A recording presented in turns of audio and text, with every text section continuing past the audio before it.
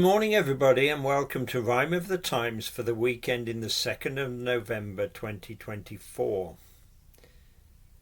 Kemi is elected as Jenrick is rejected. Mixed reactions detected as the budget is inspected and dissected and people have reflected.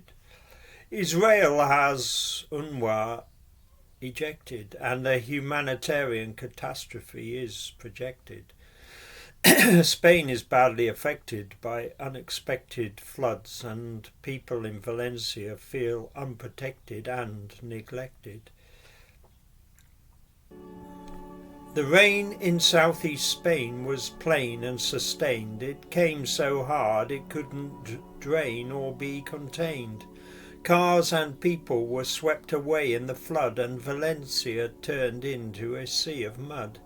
The death count rose as quick as the water level in this act of God, or was it the devil?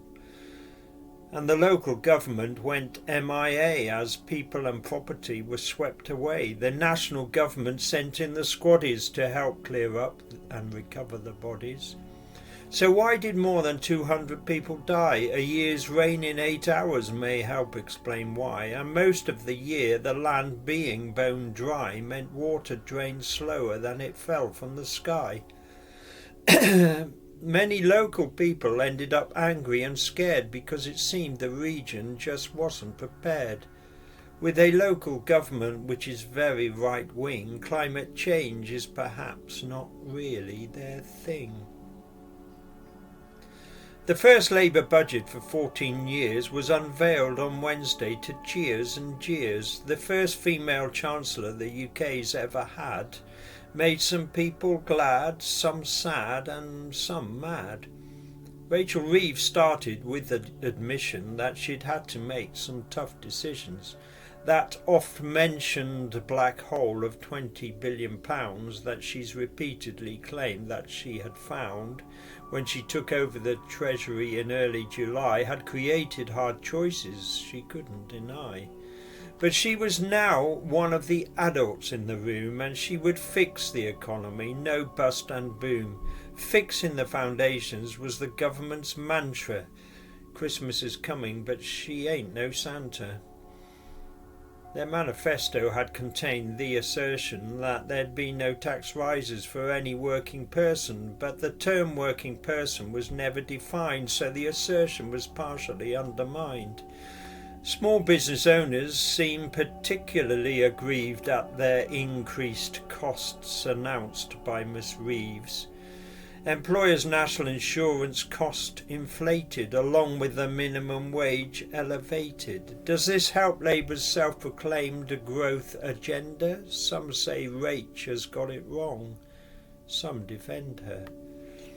As with every budget, there's winners and losers. The poor never get rich and beggars aren't choosers. A £40 billion tax raid to fund public services created considerable business nervousness. A 76-minute speech that may sail or fail, the devil will in time be in the detail.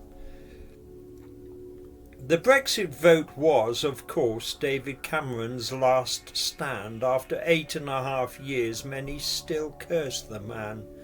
Some say an act of political suicide to let the people of Britain decide.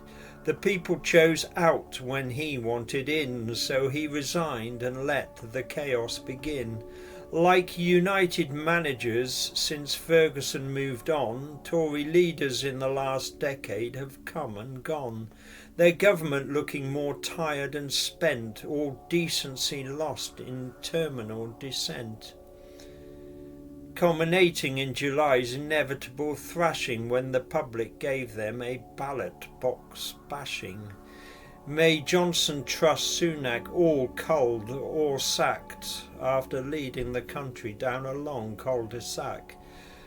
Now after 4 months it was down to Tory members to choose a phoenix to rise from the embers.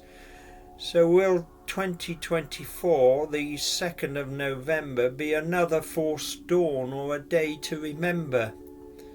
Born in Britain, brought up in Nigeria, back to the UK to become an engineer, from an engineer to a politician, 7 years as an MP with huge ambition that has led her finally to be the first black leader of a Westminster party, the 4th female leader the Tories have had. For Kemi Badenoch, not Badenoch, that ain't half bad. Sir Keir was magnanimous with his congratulations, calling it a day of great pride for our nation. Is Netanyahu past caring or simply just daring? Clearly threats and opprobrium do not faze or scare him. Though, to be fair, it wasn't down to just one man to decide to impose on UNWRA a ban. It was a parliamentary vote that passed legislation to proscribe the refugee organisation. In other words, all shades of Israel's politicians were behind this controversial proposition. They've long been suspicious that UNWRA hasn't been as impartial as they should be or as they seem. Now, with their removal, there will be an untold humanitarian disaster about to unfold. The UN and most allies of Israel don't approve, but Israel remains undeterred and unmoved. Escalation towards full-scale war goes like this. Both sides feel the other is taking the piss, until they push each other to the precipice. With Iran and Israel, this is just how it is. Israel's weekend bombing of Iran on the whole, in Netanyahu's words, had achieved its goal.